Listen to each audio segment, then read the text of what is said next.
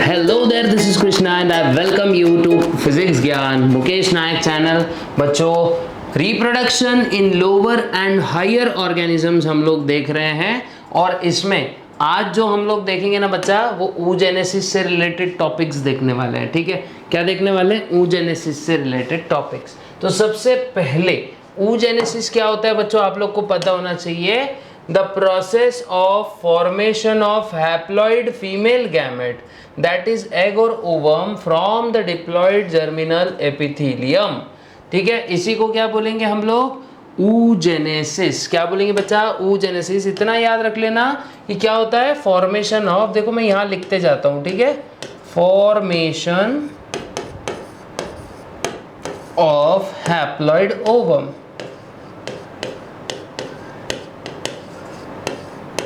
या फिर egg from germinal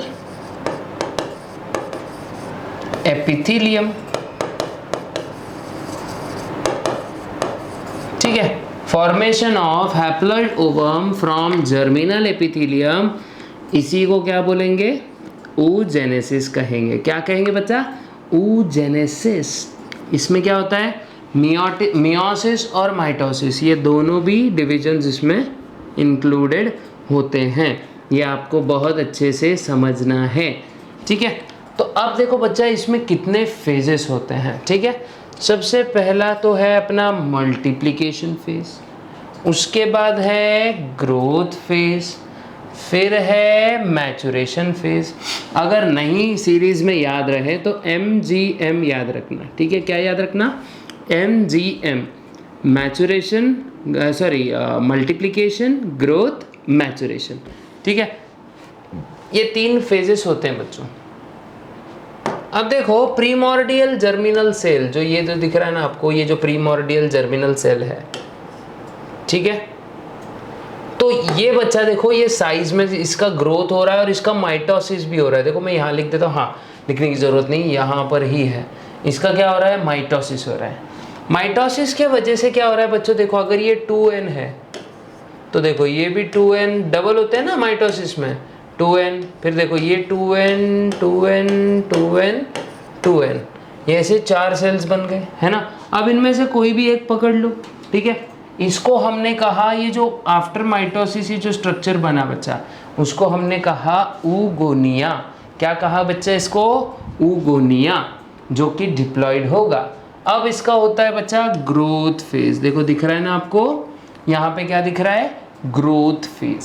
ठीक है, ग्रोथ फेज में क्या हो रहा है? देखो ये बड़ा साइज में बढ़ रहा है, न्यूट्रिशंस वगैरह एब्जॉर्ब करेगा, और जब ये ग्रो कर जाएगा ना बच्चों, तो उस स्टेज को हम बोलते हैं प्राइमरी oocyte। क्या कहते हैं बच्चों इसको? प्राइमरी oocyte कहते हैं। ठीक है, जब ये पूरी तरीके से ग्रो हो जाएगा, उस फेज को हम कहेंगे प्राइमरी oocyte। उसके बाद इसी प्राइमरी oocyte का मियोसिस होता है, और उस वजह से जो तैयार हो रहा है ना बच्चों, वो होता है 2 टाइप के सेल्स तैयार होते हैं। एक तो होता है बड़ा वाला, जो ये बताया मैंने, और एक होता है हमारा छुटकाऊ वाला। ठीक है, तो जो बड़ा वाला सेल तैयार हो रहा है ना बच्चों, उसको हम बोलते हैं सेकेंडरी oocyte, और जो छोटा वाला सेल तैयार होता है उसको बोलते हैं हम लोग फर्स्ट पोलर बॉडी। ठीक है, first polar body. Polar body का कोई रोल नहीं होता है, ठीक है, लिटरली यहाँ तो फिलहाल रोल नहीं होगा उसका। अब देखो, सेकेंडरी oocyte का फिर से मियोसिस 2 होता है। क्या होता है बच्चा? मियोसिस 2। और पोलर बॉडी का भी। तो इस वजह से देखो क्या हो रहा है, सेकेंड पोलर बॉडी यहाँ पे रिलीज हो गई, दिख रहा है ना आपको। जब सेकेंडरी oocyte का मियोसिस 2 होता है तो यहाँ पे बनता है ओवम, और सेकेंड पोलर बॉडी यहाँ पे रिलीज होती है। लेकिन आपको एक बात याद रखने की ज़रूरत है बच्चों, कि जो ये oogenesis है ना, ये जो इसका मियोसिस 2 का जो मेटाफेज होता है, मेटाफेज 2, मेटाफेज 2 पे ये पूरी प्रोसेस क्या हो जाती है बच्चों? अरेस्ट हो जाती है। अरेस्ट हो जाती है मतलब ये रुक जाएगी। ठीक है, और रुक जाने के वजह से क्या होगा, ये पूरी प्रोसेस होगी कब, कंप्लीट कब होगी ये प्रोसेस?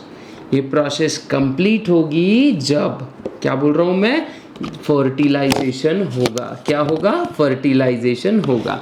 ये अच्छे से याद रखो। तो सबसे पहले हमने क्या देखा? The process of formation of ovum from haploid oogonial cell, ठीक है, या फिर sorry, the formation of haploid ovum from diploid germinal cell. थोड़ा सा उल्टा पल्टा हो गया था वो, ठीक है, होता है। आजकल गर्मी सभी के सर चढ़ के बोल रही है, ठीक है। तो ये अच्छे से याद रखो बच्चों। तो मैं आप लोग को अच्छे से लिखा देता हूं ये चीज, ठीक है। अब देखते हैं बच्चे oogenesis। क्या देखते हैं? oogenesis।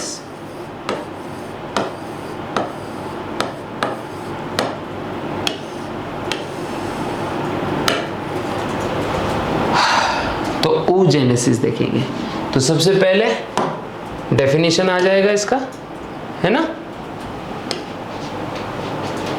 क्या होता है oogenesis बच्चों? The process of formation of haploid ovum. Ovum को ही आप बोल सकते हो बच्चों एग। एग को ही आप बोल सकते हो इन जनरल अगर देखा जाए तो female gamete. The process of formation of ovum, और ओवम कैसा होता है भाई? हैप्लॉइड होता है, ठीक है। फीमेल गैमेट एग या ओवम फ्रॉम, किसकी मदद से बन रहा है भाई? फ्रॉम डिप्लॉइड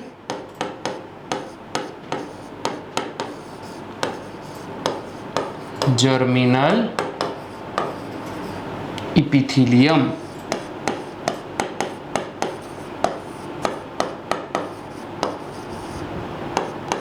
इसी को हम क्या बोलते हैं बच्चा? इसी को हम कहते हैं oogenesis। अब इसके स्टेप्स देखो, अगर नोट आए तो कैसे लिखोगे आप? It consist of following steps. It consist of following steps, है ना। तो नंबर 1 M से आएगा मल्टीप्लिकेशन फेज। स्टेप्स बोलो या फेज बोलो?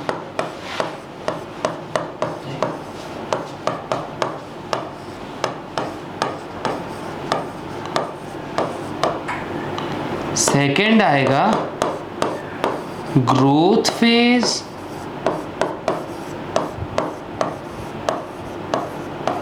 और थर्ड आएगा मैचुरेशन फेज।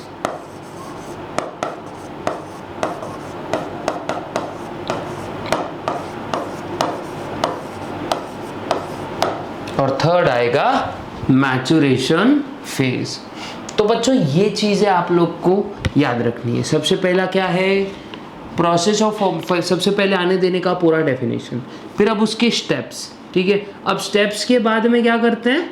उसके पूरे स्टेप्स को बहुत अच्छे से विस्तृत रूप से जान लेते हैं, ठीक है। तो सबसे पहले अगर देखा जाए तो फर्स्ट कौन सा था भाई? फर्स्ट हमारा first phase multiplication phase.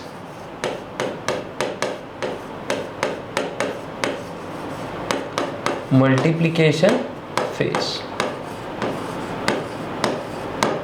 Okay. Multiplication phase, इसमें क्या होता है? Primordial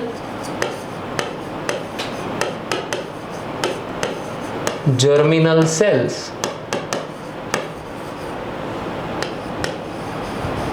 primordial germinal cell divides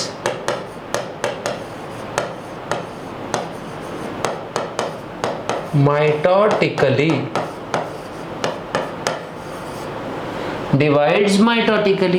therefore many oogonia are formed. इसकी वजह से क्या हुआ बच्चों, बहुत सारे oogonia बन चुके हैं। ठीक है, तो ये देखो oogonia कैसे होते हैं, डिप्लॉयड होते हैं। oogonia आर डिप्लॉयड, ये एकदम क्लियर लिखा के दे रहा हूं मैं आपको। ठीक है, मतलब किसको भी, अकल के अंधे को भी समझ जाएगा कि हम लोग क्या पढ़ रहे हैं। ठीक है, बहुत अच्छे से समझेगा आप लोग को। तो अगर यहाँ तक हो गया होगा बच्चों, तो इसका आप स्क्रीनशॉट निकाल सकते हैं, फटाक से निकाल सकते हैं, ताकि मैं क्या कर सकता हूँ, आपको आगे लेकर जा सकता हूँ। अब इसको क्या करते हैं, यहाँ का हम लोग क्या करते हैं, इरेजर ले लेते हैं ऐसे, इसको पूरा रब कर लेते हैं ऐसा। ओके, ताकि आपको स्टेप्स कंटिन्यू समझेंगे ना। तो देखो मल्टीप्लिकेशन फेज तो हो गया। सेकंड स्टेप कौन सा है भाई, पूरा ही उधर हो गया, चलो ठीक है जाने दो। Second phase,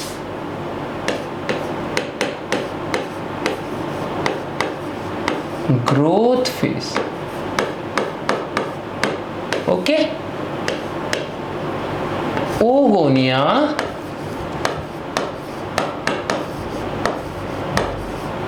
absorbs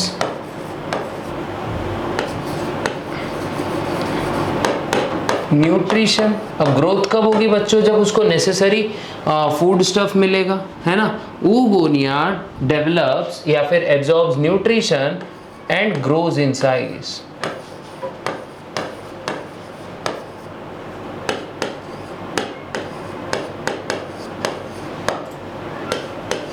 due to this, अब जो फुल्ली डेवलप्ड या ग्रोन अप oogonia होगा उसको क्या बोलेंगे, प्राइमरी oocyte इज फॉर्म्ड। क्या बनता है भाई, primary oocyte is formed.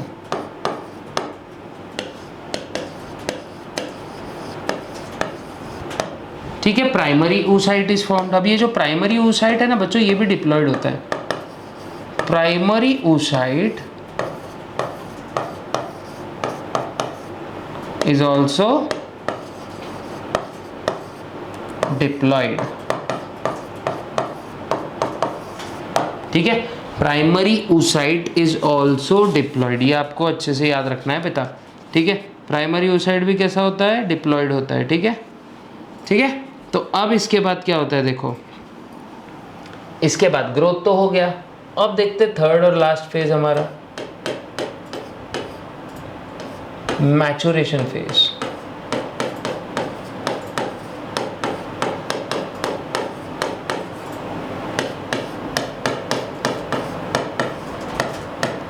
Okay, maturation phase देखते हैं। तो मैचुरेशन फेज में क्या होता है, अब हमारा जो प्राइमरी oocyte था बच्चों, primary oocyte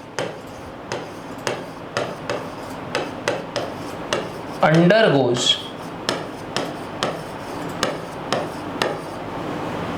first meiotic division।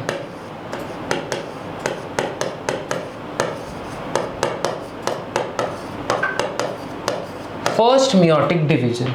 अब जब फर्स्ट meiotic डिवीजन या फर्स्ट मायोसिस होगा, तो उस वजह से क्या होगा, ड्यू टू दिस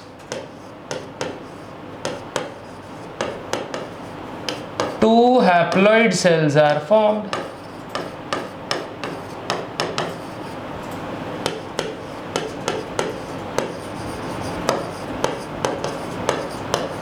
है ना, बट दे आर अनइक्वल। बच्चों ये साइज में अनइक्वल होते हैं। ठीक है, बट दे आर अनइक्वल। अब जो बड़ी रहती है ना बच्चों, larger one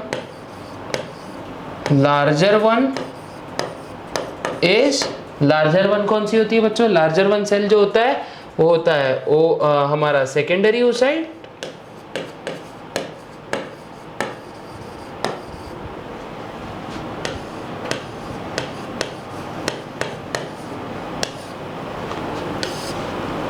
and smaller one is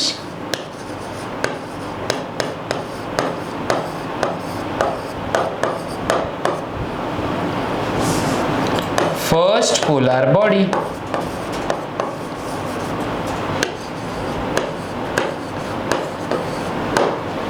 ठीक है, इसका भी आप क्या कर सकते हो बच्चों, इसका आराम से स्क्रीनशॉट ले लो, फटाक से स्क्रीनशॉट ले लो इसका।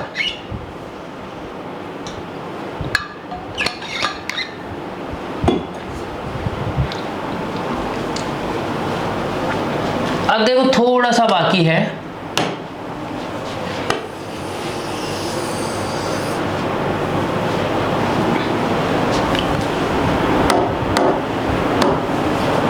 अब देखो फर्स्ट पोलर बॉडी हो गया। तो देखो, तो जो लार्जर वन था वो सेकेंडरी oocyte होता है। अब देखो जो सेकेंडरी oocyte होगा ना,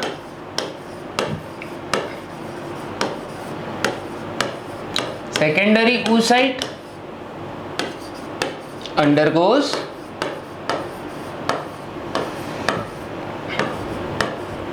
second meiotic division.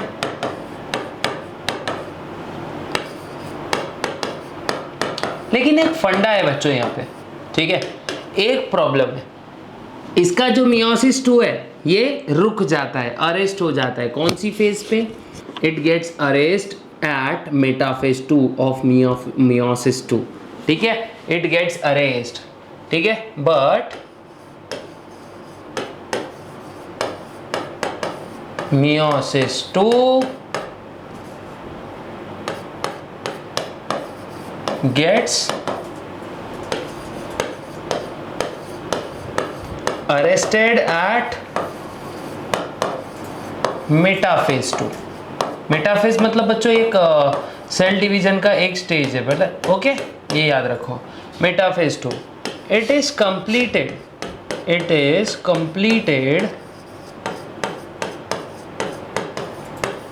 when sperm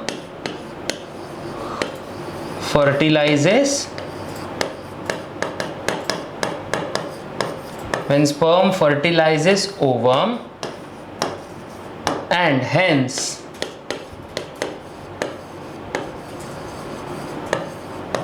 second polar body is also release. देखो वहां पे फर्स्ट पोलर बॉडी रिलीज हुई थी, अभी यहाँ पे क्या होगा, सेकेंड पोलर बॉडी रिलीज होगी। Second polar body is also released.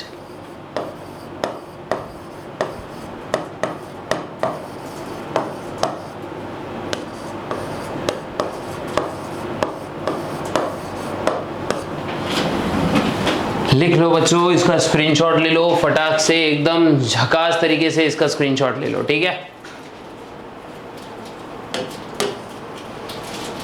शायद आप लोग को ये बहुत अच्छे से समझ गया होगा, लेकिन हाँ, इसका भी मैं डायग्राम का रूप भी बता देता हूँ आपको, ताकि आपको, और फ्लो चार्ट के फॉर्म में भी आपको मैं इसको लिख कर दे देता हूँ, ठीक है। तो देखो बच्चों, सबसे पहले क्या देखा हमने,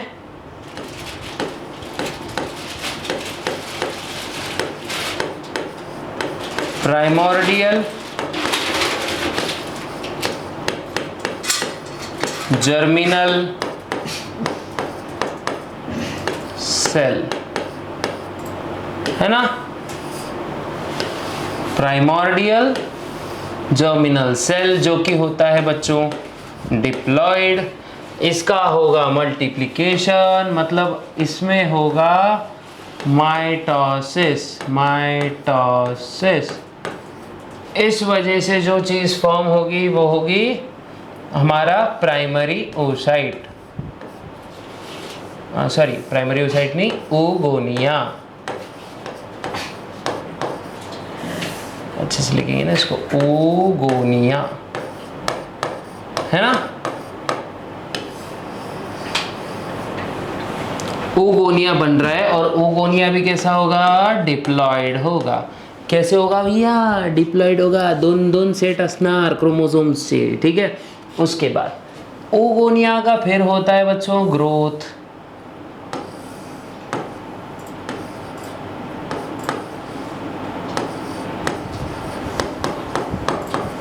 और ग्रोथ होने के बाद में ये कन्वर्ट हो जाएगा प्राइमरी oocyte में, ओके। ये फिर से किस में कन्वर्ट हो जाएगा, ये फिर अब इसके बाद किस में कन्वर्ट हो रहा है, ये प्राइमरी oocyte में। अब प्राइमरी oocyte का बच्चा देखो फर्स्ट मायोसिस इसका होगा, फर्स्ट मियोसिस, या फिर ऐसे लिखते हैं मियोसिस 1। मियोसिस 1 होने के बाद में देखो बच्चों यहाँ पे दो चीजें होती हैं तैयार। एक तो होगा सेकेंडरी oocyte,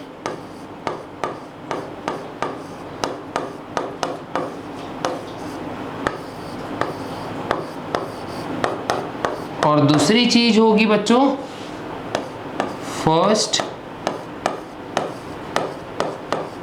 पोलर बॉडी, है ना। दो चीज देखो तैयार हो रही है, देखो यहाँ पे भी मैं कैरो बता रहा हूँ और ये एक पहली वाली मेन चीज तैयार हो रही है। ये कैसा होगा बच्चों, हैप्लॉइड होगा। ये कैसा था, डिप्लॉइड था। ये याद रखना आपको, n और 2n पे बहुत नजर रखनी है। 2n कहाँ से हो रहा है, n कहाँ से शुरू हो रहा है, ठीक है। अब जो ये है ना, इसका क्या होता है,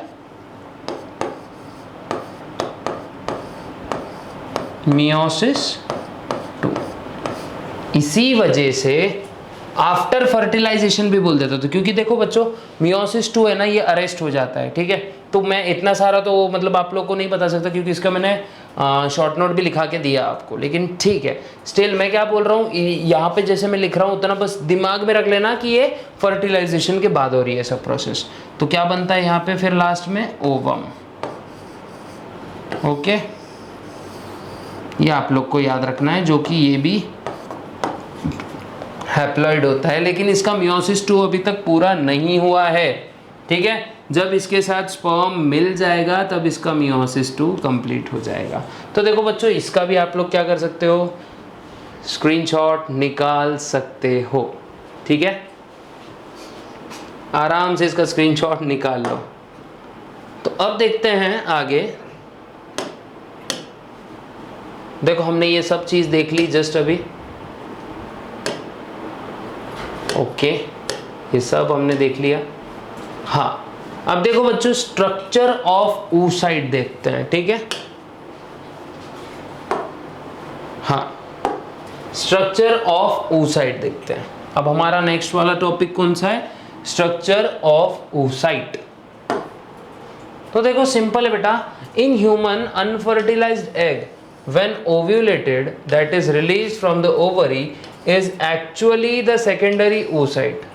It is non-cladoic. Non-cladoic मतलब no shell. Non-cladoic मतलब मैं यहाँ लिख देता हूँ बच्चों,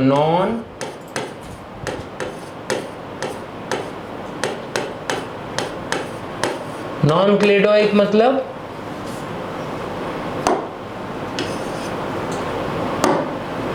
non-cladoic means no shell.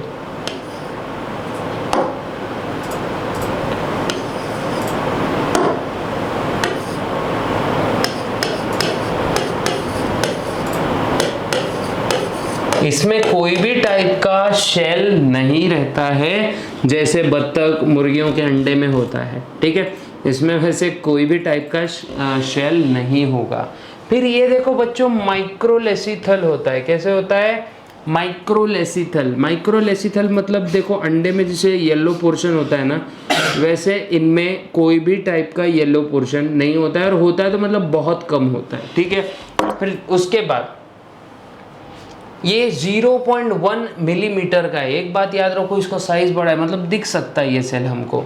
It is rounded, ठीक है, राउंडेड होता है, नॉन मोटाइल होता है, ठीक है। कैसा होता है, राउंड होता है, नॉन मोटाइल होता है, और उसके बाद में हैप्लॉइड होता है। ये अभी कुछ देर पहले देखा हमने, ठीक है। न्यूक्लियस ऑफ द सेल ये बहुत लार्ज होता है न्यूक्लियस इसका, और इसी को जर्मिनल प्लाज्म हम कहते हैं। क्या कहते हैं, जर्मिनल प्लाज्म इसको हम कहते हैं।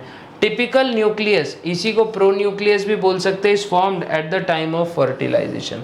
मतलब प्रोन्यूक्लियस जो है ये कब बनेगा, फर्टिलाइजेशन प्रोसेस के दौरान बनेगा। फिर उसके बाद में साइटोप्लाज्म को इसके ओप्लाज्म कहा जाता है। क्या कहा जाता है बच्चों, साइटोप्लाज्म को कहा जाता है ओप्लाज्म।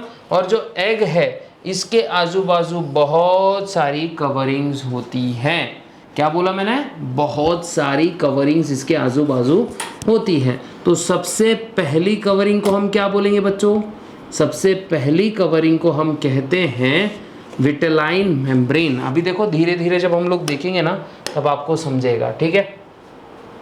ओके, हाँ, the egg membrane is called as vitelline membrane. दिख रहा है क्या आपको, ये विटेलाइन मेम्ब्रेन है, ठीक है।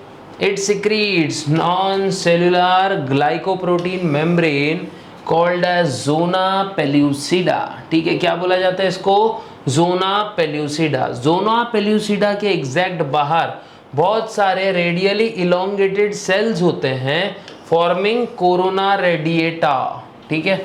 ग्लाइकोप्रोटीन लेयर के बाहर जो सेल्स होते हैं उसको हम बोलेंगे कोरोना रेडिएटा, और ये इनर मोस्ट ग्रैनुलोसा सेल के वजह से आते हैं बच्चों। These cells are derived from inner most layer of granulosa cell. अब ये जो जितने भी हैं ना, जितने भी फॉलिकुलर सेल्स हैं, ये एक में एक से चिपके हुए रहते हैं, और ये किसकी मदद से चिपके हुए रहते हैं, उसी को हम बोलते हैं बच्चों हाइलुरोनिक एसिड, जो कि एक म्यूकोपॉलीसैकेराइड होता है। क्या होता है, म्यूकोपॉलीसैकेराइड। अब विटेलाइन मेम्ब्रेन और जोना पेल्यूसिडा के बीच में एक फ्लूइड फिल्ड स्पेस होती है, उसको हम बोलते हैं पेरीविटेलाइन स्पेस। क्या बोलेंगे बच्चा, पेरीविटेलाइन स्पेस, ठीक है। ये अच्छे से याद रखो। एग के पास होती है पोलैरिटी, मतलब इसके दो पोल्स होंगे, एक तो होगा वेजिटल पोल और दूसरा होगा एनिमल पोल। देखो क्या क्या देखे हमने, इसके पास पोल्स भी होते हैं, अपने अपने पोल्स होते हैं। एक तो होगा वेजिटल पोल, दूसरा होगा animal pole, okay. The side having germinal vesicle and first polar body is called animal pole, और उसके एग्जैक्ट अपोजिट साइड को हम बोलते हैं वेजिटल पोल। ये दो तीन चीजें आपको बहुत अच्छे से याद रखनी है, ठीक है। एनिमल पोल कहाँ होता है, वेजिटल पोल कहाँ होता है। फॉर एग्जाम्पल देखो, हम लोग यहाँ डायग्राम देखते हैं तो देखो सबसे पहला लेयर जो आप लोग को दिख कर आएगा, ये वाला देखो, एकदम ये वाला, ये जो रेड कलर से मैं बताने की कोशिश कर रहा हूँ ना बच्चों, यही है विटेलाइन मेम्ब्रेन, ठीक है। यही क्या है, ये विटेलाइन मेम्ब्रेन है। फिर उसके बाद में देखो मैं ब्लैक कलर से क्या करता हूँ, यहाँ पे ये बड़ा सा ब्लैक कलर से एक डॉट बना रहा हूँ मैं, वो क्या है, जर्मिनल वेसिकल है, जो कि न्यूक्लियस ही होता है एग का, ठीक है। उसके बाद अब देखो, उसके बाद अभी जो ये ब्लूइश कलर की लाइंस दिखेगी आपको, ये तो ये है बच्चों, ये जोना पेल्यूसिडा है, ठीक है, ओके। ये है जोना पेल्यूसिडा की लेयर,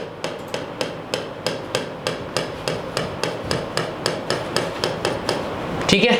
अब जोना पेल्यूसिडा और विटेलाइन मेम्ब्रेन के बीच में एक स्पेस होती है, उसको बोलते हैं पेरीविटेलाइन स्पेस। ये पूरे डेफिनेशंस में अलग से लिखा कर देता हूँ, उसकी कोई टेंशन है नहीं, ठीक है।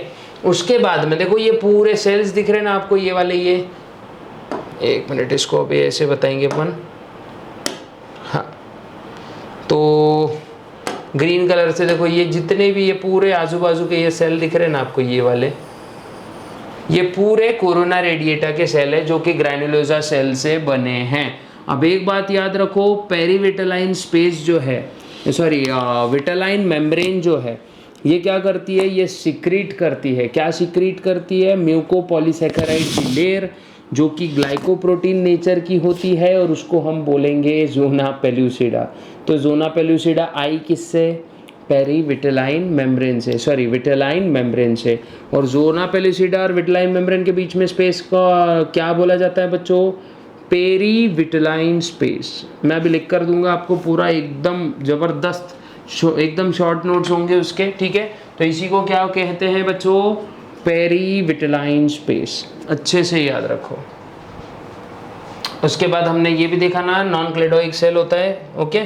तो ये सब होता है एक ओवम के अंदर, हाँ। तो अभी आपको मैं स्ट्रक्चर ऑफ ओवम लिख कर देता हूँ। अब देखते हैं स्ट्रक्चर ऑफ ओवम।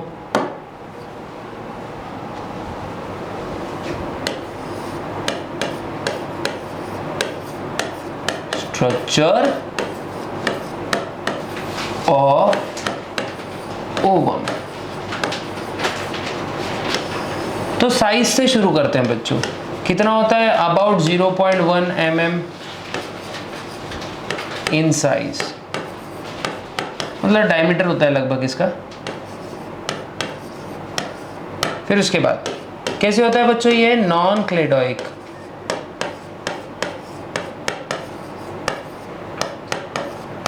मतलब having no shell. This means that non-cladoic means that it have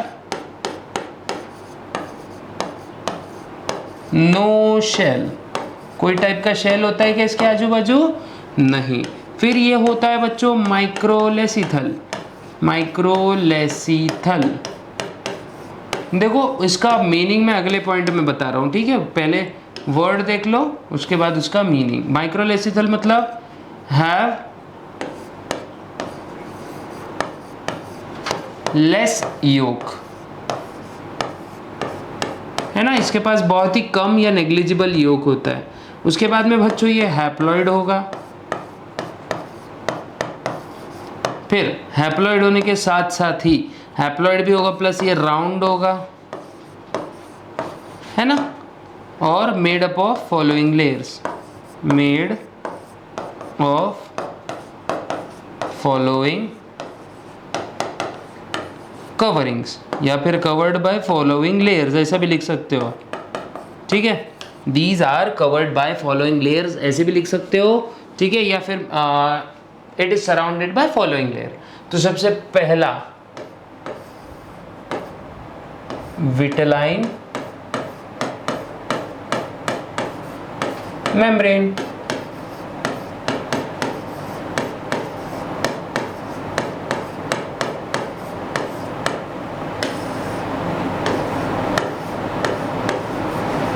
पहला है बच्चों vitelline membrane. What is vitelline membrane? The first covering, ठीक है? इट इज फर्स्ट कवरिंग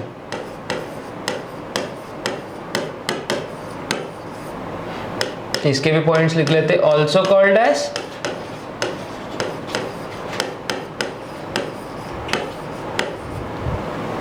ये इसका प्लाज्मा मेम्ब्रेन होता है, या ऐसा लिख सकते हैं अपन लोग, ऑल्सो कॉल्ड लिखने से अच्छा इट इज फर्स्ट कवरिंग लिख लेते, इट इज प्लाज्मा मेम्ब्रेन ऐसे लिख देते, ठीक है? It is plasma membrane of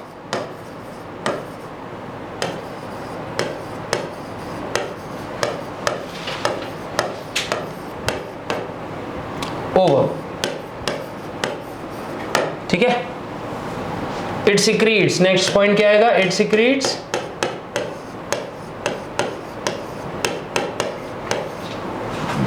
glycoprotein layer,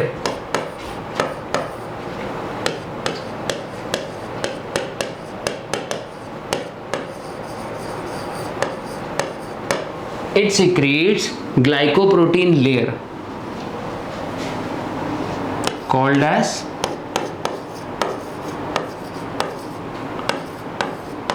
zona pellucida।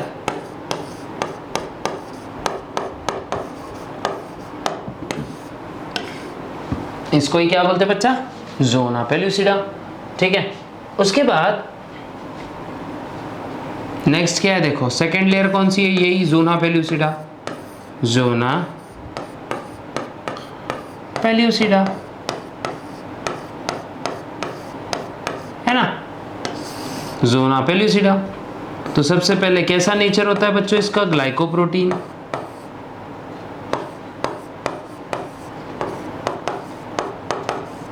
या फिर ऐसे भी लिख सकते हैं it is mucopolysaccharide,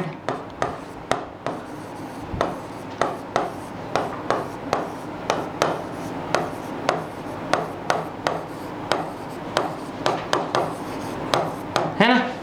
it is mucopolysaccharide. कौन सिक्रीट करता है भाई? Secreted by vitelline membrane.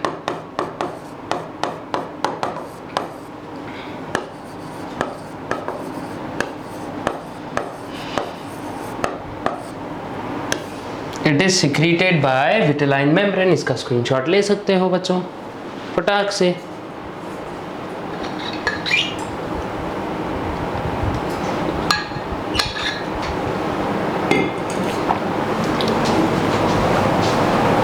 Next अगर देखा जाए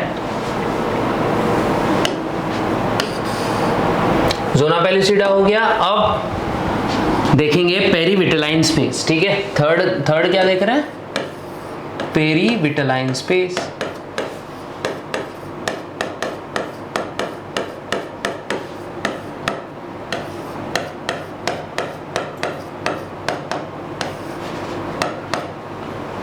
ये क्या होती है भाई? Space between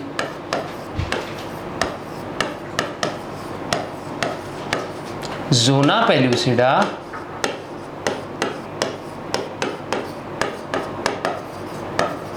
space between zona pellucida and vitelline membrane।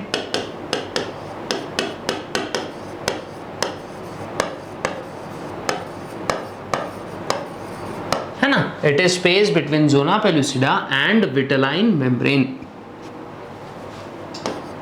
उसके बाद फोर्थ क्या है भाई? Corona radiata. कोरोना रेडिएटा ऐसे याद रख सकते हो, कोरोना रेडिएटा ऐसे भी याद रख सकते हो। ठीक है, तो कोरोना रेडिएटा क्या होता है भाई?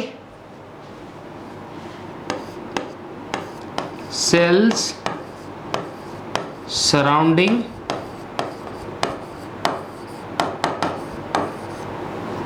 जोना पेल्यूसिडा, सेल सराउंडिंग जोना पेल्यूसिडा। तो देखो ये ऐसे सेल्स होते हैं बच्चा जो जोना पेल्यूसिडा को सराउंड करके रखते हैं। फिर उसके बाद किससे डिराइव होते हैं बच्चों? ये derived from, these are derived from, these cells are derived from granulosa sales.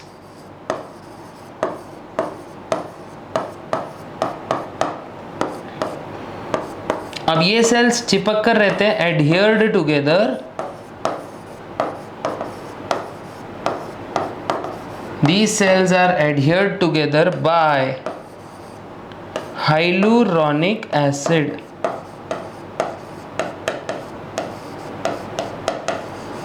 ठीक है, ये अच्छे से याद रखना। और पूरा का पूरा आपका ये ओवम कंप्लीट होता है, स्ट्रक्चर ऑफ ओवम आपका कंप्लीट होता है। तो बच्चों आज हम लोग ने क्या क्या देख लिया? सबसे पहले देखा डेवलपमेंट ऑफ oocyte या फिर oogenesis देखा, और स्ट्रक्चर ऑफ ओवम। ये दो बहुत ही महत्वपूर्ण टॉपिक हम लोग ने क्या किए? कवर किए बच्चों, बहुत ही महत्वपूर्ण टॉपिक है। इसके बाद क्या रहता है बच्चों? फर्टिलाइजेशन। और हमको देखना है फर्टिलाइजेशन के साथ साथ देखना है डेवलपमेंट ऑफ एम्ब्रियो की स्टेजेस क्या होती हैं। फिर इसके बाद जो रहेगा बच्चों बचता है इस टॉपिक से प्रेगनेंसी, और उसके जो 3 ट्राइमेस्टर्स होते हैं कि मतलब एक एम्ब्रियो से फीटस बनने में कितना समय लगता है, और हर समय की स्टेजेस क्या क्या होती है, मतलब हर इसकी स्टेज क्या होती है। ठीक है, और अलग अलग डिफरेंट स्टेज पे कौन कौन से ऑर्गन्स बनते हैं। अच्छा, एक और चीज़ आपको जर्मिनल एपिथेलियम या फिर ऐसा बोलो जर्मिनल लेयर्स के बारे में भी बताऊंगा, जैसे एक्टोडर्म, मेसोडर्म और एंडोडर्म। क्या ये 3 जर्मिनल लेयर्स जो आपके बाल से लेके आपकी खाल तक को डिज़ाइन करेंगे। ठीक है, तो इन सब लेयर के ऊपर भी हम लोग को थोड़ा सा डिस्कस करना होगा। तो अगर आपको वीडियो बहुत अच्छा लगा या फिर थोड़ा भी अच्छा लगा, ठीक है, तो क्या करना है बच्चों? लाइक, शेयर और सब्सक्राइब ज़रूर करना है हमारे चैनल को। मिलते हैं ऐसे ही नेक्स्ट इंटरेस्टिंग सेशन में। तब तक के लिए गुड बाय, गुड लक, जय हिंद।